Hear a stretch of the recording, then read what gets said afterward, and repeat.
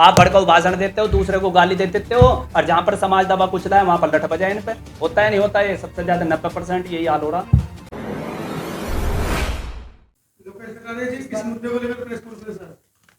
देखो, मेन उद्देश्य यही था प्रेस कॉन्फ्रेंस करने का कि आज हम लोग बहुजन समाज के सभी संगठनों को एक मंच पर लाने का प्रयास कर रहे थे। हम लोगों ने लगभग 15 दिन पहले इसके लिए सोशल मीडिया के जरिए, फ़ोन के जरिए सबको सूचना दे दी थी। सबने आश्वासन भी दिया कि हम लोग एक मंच पर आने के लिए तैयार है, लेकिन अभी तक हम काफ़ी, आपने देखा भी है, टाइम भी काफ़ी हो चुका है, लेकिन किसी का कोई रेस्पॉन्स नहीं आया। जिस पर फ़ोन किया उसी ने बहाने सुना दिए। तो मुझे नहीं लगता कि बहुजन समाज के संगठन एक जगह आ सकते हैं। ये मेरा गलत फहमी थी, आज वो दूर भी हो गई। आप मुहिम चलाएंगे बहुजन संगठनों को एक करने की? नहीं, अब तो चल चुका है। परेशान हो गए, काशीराम साहब परेशान हो गए, जी जी, सारे महापुरुष परेशान हो गए। आपको क्या लगता है कि आपकी बातों में लोग आ जाएंगे, राष्ट्रीय अध्यक्ष महासचिव बने हुए वो अपना पद छोड़ के आपके राष्ट्रीय अध्यक्ष पद के नीचे आ जाएंगे? नहीं, मैंने कभी ये नहीं कहा कि मुझे राष्ट्रीय अध्यक्ष या राष्ट्रीय महासचिव बनाएं। हमारा मेन उद्देश्य यही था कि जिस तरीके से आज समाज पर अत्याचार बढ़ता जा रहा है, SC ST OBC माइनॉरिटी पर, बहुजन समाज पर जो अत्याचार बढ़ता जा रहा है, उस अत्याचार को रोकने के लिए अगर हम थोड़ा एकजुट हो जाते, एक मंच पर आ जाते, तो शायद इसका कुछ सॉल्यूशन होता। लेकिन मुझे नहीं लगता, मेरी गलत फहमी थी, आज वो दूर हो गई। आप कह रहे हो संगठन को एक करेंगे, आप खुद भीम आर्मी से लगा के तुमने पहले नेशनल भीम आर्मी बनाई, फिर भीम आर्मी 2 बनाई, खुद संगठन बनाते जा रहे हो, कैसे करोगे सबको?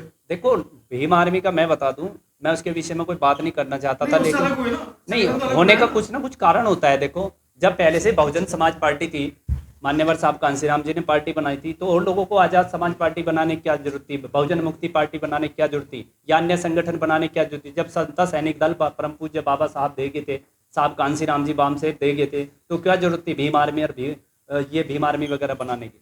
लोकेश सिंह, अगर आपको कोई ये प्रस्ताव देता है कि आप अपना संगठन हमें विलीन कर दो, तो क्या आप अपना संगठन उसमें विलीन कर लेंगे? देखो, अगर संगठन, वो संगठन की विचारधारा के ऊपर डिपेंड करता है। अगर उसकी विचारधारा वाकई में ही अम्बेडकरवादी है और बहुजन समाज का सच्चा हितैषी है, तो मैं बिल्कुल तैयार हूँ इस चीज के लिए। अभी तक आपके पास कोई संगठन ऐसा आपको लगता है कि कोई संगठन ऐसा है जिसमें आप विलीन करते हैं? आपको लग रहा है ऐसा कोई भी संगठन? मुझे तो देखो, सीधी सी बात है, जिन जिन संगठनों में मैंने काम किया, सबने अपना उल्लू सीधा किया है अभी तक।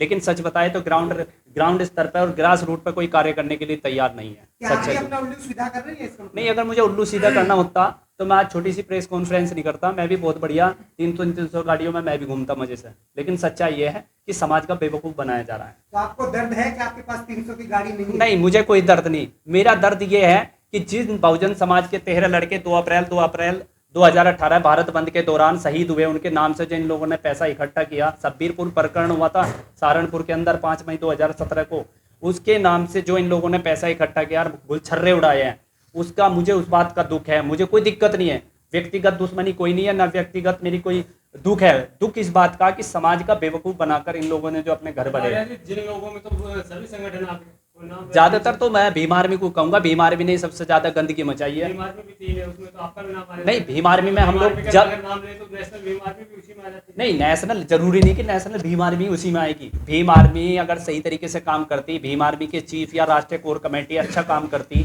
समाज के हित में काम करती और समाज के युवाओं का भविष्य ना खराब करती, तो शायद हमें नेशनल भीम आर्मी बनाने की जरूरत नहीं पड़ती। लोकेश कटारिया की विचारधारा क्या है? देखो, मेरी खुद की विचारधारा मैं कभी नहीं रखनी चाहिए।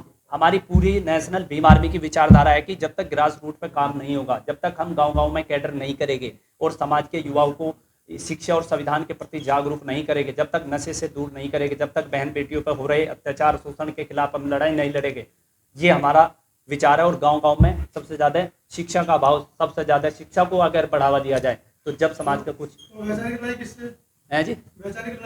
वैचारिक लड़ाई तो सबसे ज्यादा वैचारिक लड़ाई तो अब इस टाइम समाज के गद्दारों से हो रही है, जो समाज के सपोले बने बैठे हैं।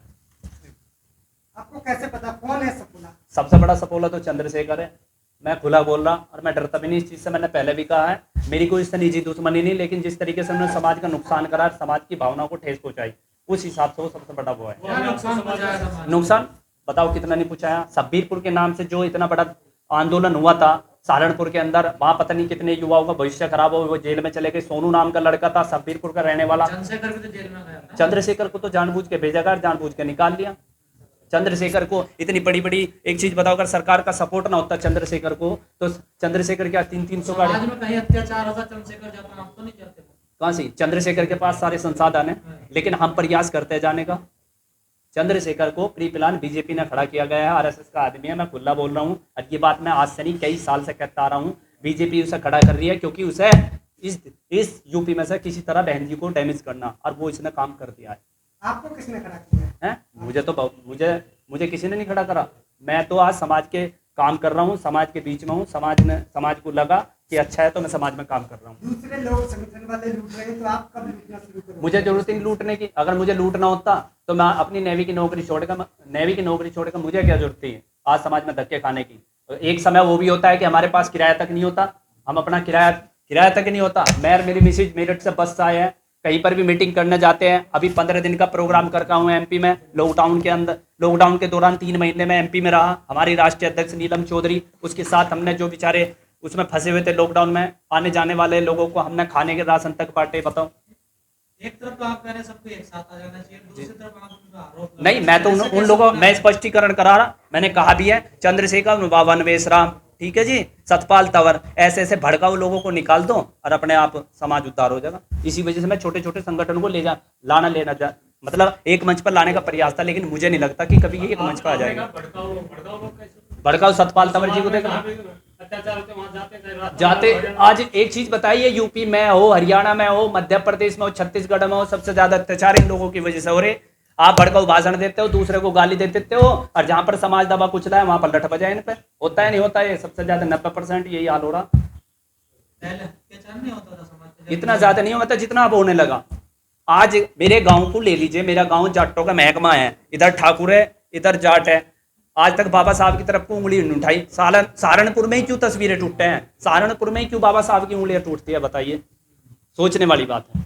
आपने भी कहा कि चंद्रशेखर बीएसपी को कमजोर करने के लिए उन्हें तो खुद ही वोट नहीं मिले चंद्रशेखर उसी जमानत तो जब्ती होनी थी। वोट नहीं मिला उनको, तो कैसे उपचुनाव में क्यों जितनी भी काटी बीएसपी की वोट काटी उसने? बताओ, चाहे उसने 1 वोट काटी या 1000 काटी तो बीएसपी की है। और जहां अब वो कह रहा है कि मैं अकेला चुनाव लड़ा, उनने हर विधानसभा पर अपने कैंडिडेट लड़ाए। तो सबका संवैधानिक अधिकार है ना चुनाव नहीं, अधिकार है, लेकिन बेवकूफ क्यों बनाया गया? पहले जब दिल्ली में पहला प्रोटेस्ट हुआ था कि मैं भविष्य में अगर राजनीति करूं तो मेरा गोली मार देना, कहा था ऐसा कोई रुपया नहीं जो मुझे खरीद सके। सारे काम हो लिए, दोनों काम। बताओ, लेकिन आप चंद्रशेखर के पीछे क्यों पड़े? एक लंबी लाइन खींची ना चंद्रशेखर, लंबी लाइन खींची पड़ी। मैं तो बात की बात बताई। देखो, जब तक आप एक चीज बताइए, जब हमारे समाज पर कोई उत्पीड़न करता है, हमारे समाज को धोखा देता है, तो हम आग बबूला हो जाते हैं, एक मंच पर आने के लिए तैयार हो जा। और जब समाज का ये आदमी समाज के साथ गड़बड़ करेगा तो उसे क्यों कहते हैं कि अपने समाज पे लिखा कि बहुजनों पर अत्याचार के खिलाफ है, आप तो चंद्रशेखर के पीछे नहीं।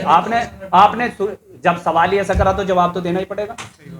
जब आप लोगों ने सवाल किया तो मुझे तो जवाब देना पड़ता। अब आप सवाल तरीके से करते तो मैं और तरीके से जवाब देता। आपने लिखा देश भर में बहुजनों पर अत्याचार, हाँ जी, तो उस पे बिल्कुल। बात करिए ना अत्याचार। तो स्टार्टिंग तो किस चीज से करी भाई? आप सवाल कर रहे तो मैं उसी हिसाब से बताया। आपने स्टार्टिंग करी कि मैं सबको एक साथ जोड़ना चाहता हाँ, एक साथ, लेकिन वो मेरी गलतफहमी थी। आज वो गलतफहमी दूर तो हो गई है। हूं। अत्याचार कैसे कम होंगे देश भर में? अत्याचार को कम तो ऐसी होगी, एक तो हमारे समाज के नेताओं को भड़काऊ भाषण देने करने पड़ेंगे बंद, सही और संवैधानिक तरीके से। अपने को समझा लो, दूसरों को गाली देने की जरूरत नहीं है। और दूसरी बात, एकजुटता के साथ जब तक गांव-गांव में कैडर नहीं करेंगे, जब तक अपने लोगों को नशे से नहीं बचाएंगे, गलत काम से नहीं बचाएंगे, तब तक शोषण और अत्याचार रहेगा, जब तक एकजुटता में नहीं है। और शिक्षा की ओर ले जाओ, क्योंकि परम पूज्य बाबा साहब ने ये कहा था, शिक्षित बनो, संघर्ष करो और संगठित रहो। शिक्षा के मामले में हम जीरो, संगठित के मामले में ऐसे एक पिट रहा तो दूसरा खड़ा हुआ देख रहा, और संघर्ष क्या में कर रहे, उल्टे सीधे कामों में कर रहे हैं। कैडर की परिभाषा क्या है? कैडर की परिभाषा ये है कि हम लोग गांव-गांव जाते हैं, सबसे पहले लोगों को घर घर से बुलाने का कार्य करते हैं, जिसमें हमारी बहन बेटियां और युवा और बुजुर्ग भी रहते हैं। उन्हें सबसे पहले बताते हैं कि जो हमारे महापुरुषों ने बलिदान दिया है, सोटली करके बताते हैं कि जो बलिदान दिया उसके बारे में बताते हैं। जैसे परम पूज्य बाबा साहब, संत शिरोमणि गुरु रविदास जी, भगवान तथागत गौतम बुद्ध जी, पेरियर साहब होगी, और अपने ज्योतिबा फूले जी होगे, साहब कांसीराम जी होगे, और आदरणीय बहन जी है। लोकेश, अब आपको क्या लगता है जिस प्रकरण से आप पूरे विश्व में फेमस हुए, मतलब आपने सहारनपुर में वो कबाड़ी का ठेला लगाया था, नहीं, वो मुजफ्फरनगर में जी, जी। तो वो उसमें पछता रहे हो आप? नहीं, पछताना कुछ आपने नहीं। अपने वक्तव्य में कहा कि हमें दूसरों को भड़काना छोड़ना पड़ेगा और अपनों को मनाना पड़ेगा, तो उस प्रकरण में पछता रहे हो? नहीं, वो देखो वो तो भड़काने वाला मामला था। हाँ, पछता। जमानत जब्त हुई, जी, कितने दिन कितने महीने बिना जमानत के आपको जेल में जाना पड़ा, तो उस पर पछतावा है? पछतावा उस चीज से नहीं, पछतावा वैसे नहीं, जो मैंने करा अच्छा करा, लेकिन पछतावा इस चीज का हम लोग कर तो देते हैं, लेकिन ये उंगली लगाने वाले लगा देते हैं, लेकिन जब साथ नहीं देते यही प्रॉब्लम होती है। हम लोगों ने क्यों उतारी थी इसका भी रीज़न सुनो। हमने मुजफ्फरनगर जिले में लगभग सैकड़ों गांवों में से ये तस्वीरें उतरवा के हमने नदियों में बहाई थी, लेकिन उसका रीज़न ये था कि किसी तरह चंद्रशेखर, हमें इतना ज्ञान नहीं था, हम खुद कह रहे कि हम मैच्योर नहीं थे, एक जोश था, युवा जोश, अंधभक्त बन के लगे हुए थे। हमें लगा कि भाई अपने समाज का कोई भाई आया है हमारे बीच हमारी आवाज़ उठाने के लिए, इसी वजह से हम लोगों ने वो उतारा था, मगर किस तरह छोड़ दे। 25 जून 2017 में उत्तराखंड गुड़ मंडी मंगलोर में भी हमने रोड जाम किया था, जिसका खामियाजा आज लोग भुगत रहे हैं हम लोग। तो उस चीज़ के लिए हम लोगों ने ये करा था, लेकिन जब देखा कि हम जेल में पड़े, उन लोगों ने हमारा पता तक नहीं लिया जिन लोगों की वजह से किया, तब जाकर हमें पछताना हुआ कि हमने वाकई में गलत किया। लेकिन मेन चीज़ क्या है, हमें माइंड से निकालना, ना कि घरों से। ये चीज़ अब समझे हम, उस टाइम नहीं समझ पाए, लेकिन अब समझ रहे हैं कि हमें दिमाग में से निकालना अपने लोगों को, ना कि घरों में से। जब उनके कट्टर बनने से रोकना पड़ेगा, क्योंकि कट्टर बन के, केवल कट्टर बन के ये हो रहा है इस टाइम, कट्टर बन के अपने ही दुश्मन खड़े हो जाते हैं। है तो अब भी हम कट्टर, हमें पता कट्टर रह गए हमेशा, लेकिन हमने देखा 90% लोग हमारे दुश्मन, अपने ही लोग दुश्मन बन जाते हैं अगर कट्टर बन जाते हैं, अपने ही लोग कटवाने का काम करते हैं। चलिए, ये तो हुई सारी बातें। बताइए, जो मुद्दा आपने रखा है बहुजन समाज पर अत्याचार के खिलाफ, जी जी, क्या करने वाले हैं? देखो, हम लोग नेशनल भीम आर्मी के नेतृत्व में एक बहुत बड़ा आंदोलन करने का हमारा प्रयास चल रहा है, और हमारा उद्देश्य यही था कि सभी संगठनों को लेकर हम इस आंदोलन को करेंगे। लेकिन आज ये गलतफहमी दूर हो गई, हम अपने स्तर से, अपने संगठन के स्तर से कुछ लोगों को लेकर एक बड़े आंदोलन की तैयारी करेंगे दिल्ली के अंदर। जो जिस तरीके से पूरे देश के अंदर आज हमारे युवाओं की हत्या की जा रही है, हमारे पर अत्याचार शोषण हो रहा है, गवर्नमेंट कर्मचारियों को भी परेशान किया जा रहा है कहीं ना कहीं, तो इन चीज़ों को लेकर हम लोग एक आंदोलन की तैयारी कर रहे हैं, और जल्द ही इसकी हम सूचना से अवगत करा देंगे। उसके लिए हम एक तैयारी चल रही है। किस संगठन को आपने इनवाइट किया कि आइए उनसे मिलिए, या हमें अपने से मिलें? मैंने BSS को किया, और जी बहुत सारे संगठन हैं, भारतीय गुरु रविदास मानव सुरक्षा दल है, और मुजफ्फरनगर के बहुत युवा संघर्ष समिति है, MP से है, सहारनपुर से है, काफ़ी संगठन थे, 20-25 संगठनों से बात हुई थी। तो उन लोगों ने हमको आश्वासन दे दिया कि सर हम आएंगे, बहुत अच्छा प्रयास है। फेसबुक और ट्विटर पर तो सबने कहा बहुत अच्छा प्रयास है, सोशल मीडिया पे, लेकिन जब ग्राउंड स्तर पर देखा रियल में, तो एक भी संगठन आने के लिए एग्री नहीं हुआ। मगर कोई बात नहीं, हमें तो रखनी थी। देखो, हम अपना सूल है कि अपना जो करना वो करना है, पीछे नहीं हटना। और सीधी सी बात है, जब तक हम एकजुट नहीं होंगे, जब तक एक मंच पर नहीं आएंगे, शोषण तो होता रहेगा। ये हमारा छोटा सा प्रयास था, और हमसे पहले तो देखो महापुरुषों ने बहुत बड़े प्रयास किए, शायद हमारी गलत फहमी थी, आज दूर हो गई। तो मेन चीज़ ये है कि देखो, हमें सबको स्वार्थ छोड़ के और पॉलिटिक्स छोड़ के अगर समाज के हित में ही काम करना है, तो सबको ईमानदारी के साथ ये मत सोचो कि हमें कुछ मिलेगा। आँख मीच कर, मैं मेरठ ज़िले में रहता हूँ, मुझे परिवार की फिक्र नहीं, घर की फिक्र नहीं, समाज के लिए जितनी मेरी कैपेसिटी है उसके अनुसार हम लोग टीम वर्क कर रहे हैं, कार्य कर रहे हैं। मेरी चंद्रशेखर भाई से या सतपाल तंवर से या वामन बेसराम जी से, इन लोगों से मेरी कोई निजी दुश्मनी नहीं है, लेकिन विचारधाराओं के प्रति मैं लड़ता हूँ। नहीं, निजी मेरी कौन सी, उन्होंने मेरे खेत में कौन सा वे कुछ बोरे या मेरी कोई खेती बटरी, बताइए। मेरी कोई निजी दुश्मनी नहीं है, लेकिन विचार की दुश्मनी है। 2 अप्रैल 2018 में भारत बंद हुआ। तो क्या आपने इस मुहिम के लिए उन संगठनों से कोई कॉल किया? किनसे? मैं तो जिंदगी में ना तो उनके साथ हूँ ना जाऊँ। वो कहते हैं ना, गंदगी में अगर घुस जाओ तो गंदे हो जाते हैं। हकीकत बात तो ये है। मतलब कुछ संगठनों को आप छोड़ के चल रहे हैं? मैं कुछ संगठनों को छोड़ कर, समाज के संगठन है, कहेंगे बहुजन समाज के, जो दूसरों के टुकड़ों पर नाच रहे हो और दूसरों के हड्डी चाट रहे हो, तो वे क्या समाज का वो करेंगे, बताइए। बसव साहब, दिल्ली में आपको कमान दी गई है, क्या आपकी रणनीति दिल्ली में? देखो जी, दिल्ली में जो मुद्दा है, दिल्ली में जो मेरी कमांड दी गई है, मैं उसको अपने मन से, तन मन धन से करने के लिए तैयार हूँ। लेकिन अगर मेरा बहुजन समाज मेरे साथ इसी तरीके से भी ऐसे ही साथ देगा, तो फिर तो मैं भी मजबूर हो जाऊंगा। क्या अपील कर रहे हैं? आज मीडिया बुलाई है, मीडिया के द्वारा क्या आप मैसेज देना चाह रहे हैं? मैं यही देना चाहता हूँ कि हम अगर संगठित होंगे, एकत्र होंगे, संघर्ष करेंगे, तभी कुछ होगा।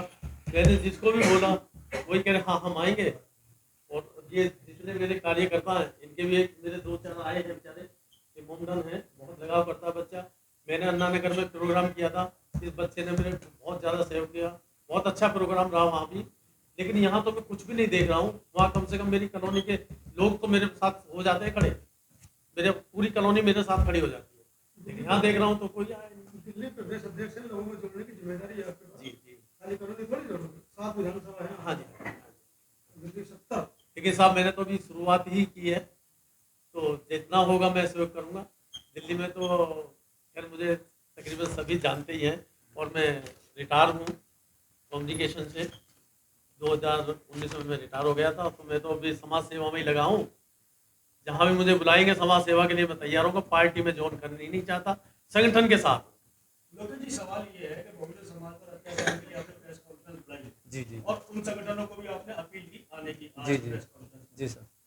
अगर यही हाल रहा तो बहुजन समाज का आगे होने क्या वाला है? देखो सच्चाई बता दूं, इसमें मैं भी हूँ। आज एक कड़वा सच बता दूं, ये गांवों में और पिटेंगे। ये जितने भी संगठन बने हुए हैं ना, ये राष्ट्रीय अध्यक्ष, इसमें मेरी भी गिनती है, मैं भी पिट सकता हूँ। अगर ये इसी तरीके से चलते रहे और एकजुट नहीं हुए और ऐसे ही चलता रहा, तो ये गांवों में जैसे मीटिंग करने जावे ना, पिटने का काम और कर रहे हैं, पिटेंगे। और ये क्योंकि अब समाज भी उब चुका है। इतने सारे संगठन किस किस का साथ दे, किस किस के साथ खड़े हो। अगर यही सब एक जगह आ जाए, कथित प्रयास तो यही था कि सब एक जगह आ जाए, तो बहुत बढ़िया। समस्या यह एक दूसरा, यहाँ कंडीशन ये है कि एक दूसरा छोटे होने को तैयार नहीं। सब सोचते हैं कि अपील क्या करना चाहिए? अपील तो मेरा सभी संगठनों से ये है, अभी भी कह रहा हूं मैं, भाई अगर आप हम लोगों को ये कहते हैं अन्य संगठन कि भाई आप एक गांव के छोटे कार्यकर्ता बनकर काम करो, तो हम गांव के कार्यकर्ता बनने के लिए तैयार है।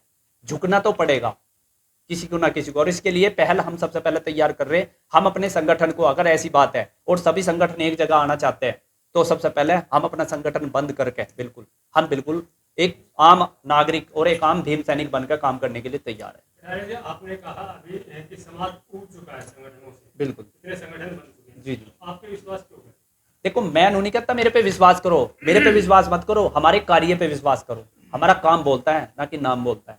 हम जमीनी स्तर पे काम कर रहे हैं, ग्रास रूट पे, और रिकॉर्ड ऑन रिकॉर्ड के तौर पे। मैं ये नहीं कह रहा सोशल मीडिया से पता करो। आप जिन जिन राज्यों की हम लिस्ट दे देंगे, जिन जिन जिलों में गए उनकी लिस्ट दे देंगे, आपको आने जाने की सारी फैसिलिटी मिलेगी। वहां पे आप पता कर सकते हो कि हमने कार्य कितना किया है, क्योंकि आदमी का नाम नहीं बोलता, काम बोलता है। अच्छा एक चीज और मैं दिखाना चाहता हूँ, कि हमने केंद्र सरकार से कुछ मांगे रखी है, अगर कहो तो मैं बोल के बता सकता हूँ। ये हमने सबसे पहली मांग है, समस्त भारत में primary, junior high school, inter college, विश्वविद्यालयों में टेस्ट के तौर पर, यानी मौखिक रूप से, एक जैसे क्लास में 1 घंटा पढ़ाया जाता है हिंदी इंग्लिश का, इस तरीके से संविधान पढ़ाया जाना चाहिए। SC ST OBC माइनॉरिटी के गरीब छात्राओं को खेल कूद व शिक्षा से संबंधित विशेष सुविधाएं उपलब्ध कराई जाए। नंबर 2, समस्त भारत में प्राइमरी स्कूल में मिड डे मील, पोषण आहार में अच्छी गुणवत्ता का आहार मिलना चाहिए। अगर इसमें कोई मिलावट करता है तो उसके विरुद्ध सख्त कार्रवाई होनी चाहिए। नंबर 3, SC ST एक्ट को 9वीं सूची में रखा जाए। ये बहुत अहम सवाल है। SC ST एक्ट को 9वीं सूची में रखा जाए। अगर SC ST एक्ट 9वीं सूची में रखा जाता है तो हमारा एक्ट मजबूत हो जाएगा, एक तरीके से लॉक हो जाएगा, फिर उसके साथ कोई छेड़खानी नहीं कर सकता। नंबर 4, देश भर में 2 अप्रैल 2018 भारत बंद में अनुसूचित जाति के शहीद हुए भीम सैनिकों के इस महापर्व दिवस के अवसर पर राष्ट्रीय अवकाश तौर पर घोषित होना चाहिए। 2 अप्रैल नंबर 6, 2 अप्रैल 2018 को भारत बंद के आंदोलन में SC ST के युवाओं पर फर्जी तरीके से दर्ज मुकदमों को तुरंत हटाया जाना चाहिए एवं भारत बंद के शहीद भीम सैनिकों के परिवार वालों को भारत सरकार द्वारा सम्मान प्रदान किया जाना चाहिए। नंबर 7, राजस्थान, मध्य प्रदेश, झारखंड, बिहार, उत्तर प्रदेश व अन्य राज्यों में अनुसूचित जाति जनजाति के लोगों को घोड़ी पर बारात न निकालने पर कुछ शरारती तत्वों द्वारा बारातें रोके जाती है और उन पर अत्याचार होता है। उन शरारती तत्वों पर सख्ताई से शिकंजा कसा जाए और एक विशेष तौर से प्रशासनिक टीम बनाई जाए। नंबर 9, कक्षा 1 से लेकर इंटरमीडिएट तक के कोर्सों में परम पूज्य बाबा साहब डॉक्टर भीमराव अंबेडकर जी के जीवन के बारे में, उनके महान कार्यों के बारे में उल्लेखनीय रूप से प्रकाशित किताबों में प्रकाशित कर छात्र छात्राओं को पढ़ाया जाना अनिवार्य है।